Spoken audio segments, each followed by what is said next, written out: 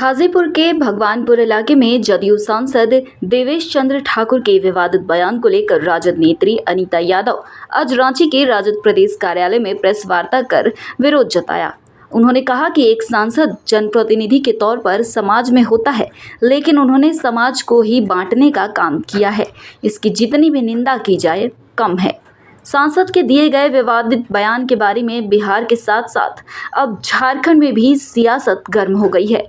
बता दें कि जीत के बाद जाति के आधार पर वोटरों को बांटकर उसका काम न करने की चेतावनी दे डाली थी नवनिर्वाचित सीतामढ़ी के सांसद देवेश चंद्र ठाकुर ने।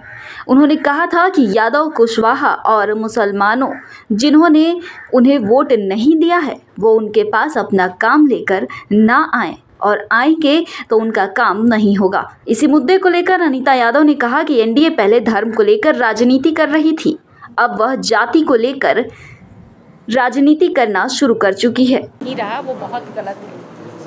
हम शून्य थे, अभी हमारी उपस्थिति बहुत अच्छा है। और जहाँ तक वोट प्रतिशत का सवाल है, आरजेडी 22.14% लाई है, जबकि बीजेपी का है 20.52%। तो आप खुद ही समझ सकते हैं कि जनाधार किसका है। ठीक है, कहीं जीत हार होती रहती है, तो उसके लिए हम लोग और अच्छे से तैयारी करेंगे। पर बिहार में तेजस्वी जी के नेतृत्व में हम बहुत अच्छे से लड़े हैं और हमारी एक तरह से जीत हुई है और आगे और अच्छा करेंगे। और जो बिहार के सांसद हैं देवेश चंद्र ठाकुर जी ने जो बात कही है, ये हमेशा आरजेडी और समाजवादी लोगों पर जातिवादी का वाद का आरोप लगाते हैं। पर जिस तरह से उन्होंने, एक सांसद जो होता है जनप्रतिनिधि होता है, पर जिस तरह से उन्होंने समाज को बांटने की कोशिश की है, उसकी जितनी भी हम निंदा करें वो कम है। उन्होंने कहा कुशवाहा और यादव और मुस्लिम समाज का वो काम नहीं करेंगे। ये एक नया जो ऐसे इनके अंदर ऐसा था, बीजेपी इसी ये पे काम करती है वो, लेकिन खुल करके नहीं बोलती थी। मैं एक तरह से स्वागत भी करती हूँ देवेश जी का कि बीजेपी का और एनडीए का जो मंशा है जिस पे वो काम करते वो खुल करके स्वीकार किया और बोले। पर इसकी निंदा होनी चाहिए कि इन्होंने देश को जाति में बांटने की कोशिश की। जो पहले वो धर्म में बांटते थे, अब जाति में बांटने की कोशिश की है। और उनका जो मंशा है कि पिछड़े वर्ग को बांट देंगे, वो उस पर सफल नहीं होंगे। मैं आज यहीं से उनको चेताती हूँ कि वो भूल कर रहे हैं।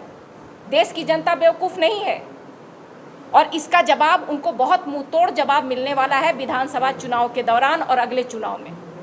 जनता देख रही है, सब जान रही है। और देवेश चंद्र जी को मैं कह देती हूँ, मैं भी एक यादव महिला हूँ। हम लोग बहुत स्वाभिमानी होते हैं, आपके दरवाजे पे हम नहीं आएंगे। लेकिन क्या बिना यादव वोट के अन्नपूर्णा जी जीत गई? क्या बिना यादव वोट के आपके जो क्या है भूपेश नहीं क्या है उनका नाम, राजस्थान के मंत्री भूपेंद्र यादव जीत गए? क्या बिना यादव वोट के मध्य प्रदेश आप जीत गए? नित्यानंद यादव जीत गए? तो शर्म आनी चाहिए आपके इस बयान पर और आपको इसके लिए माफ़ी मांगनी चाहिए। नहीं तो यादव समाज की तरफ से हम सभी आपका बहुत बुरी तरह से आपका विरोध करने वाले हैं। आने वाले समय में आप चेत जाइए।